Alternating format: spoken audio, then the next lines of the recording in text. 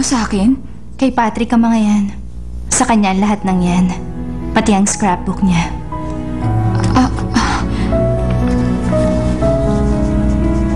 Bakit mo ibinibigay sa akin?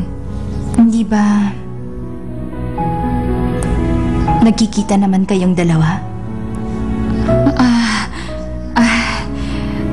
Pasensya na. Okay lang yun. Wala kang dapat i-explain. Importante sa kanya ang mga gamit niya. Kaya gusto kong ibalik sa kanya yan.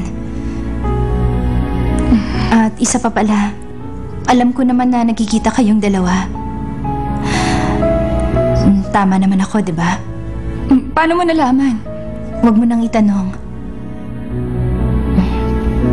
Basta alam ko ang bagay na yon. Wala namang masama kung ganun nga eh. Sige.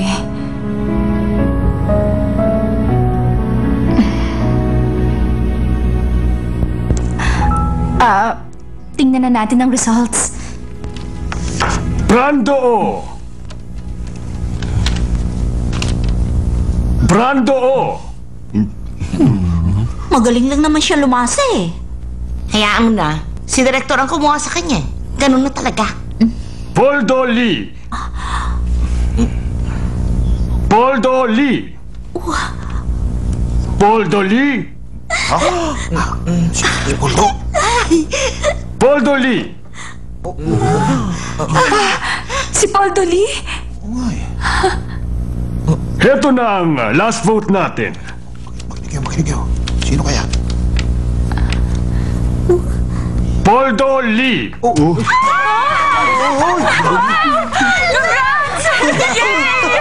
Ang galing na ginawa mo! Sobrang galing! Ikaw na magiging representative ng kumpanya. Magpa-interview ka sa akin, ha? Salamat! Sigurado, ha? Magpapa-interview ka sa akin. Salamat! Ay, pinagpala kang bata ka. Ikaw napili nilang lahat. Ang galing mo!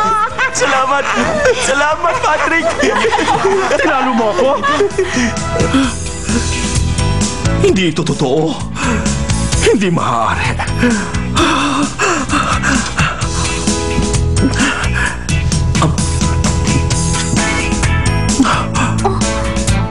Kakaiba nga. Totoong napakasarap nga pala. Tatanggapin ko na ang aking pagkatalo. Congrats!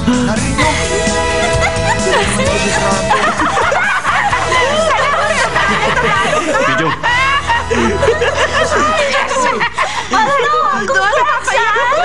Salamat sa inyo! Aray ko!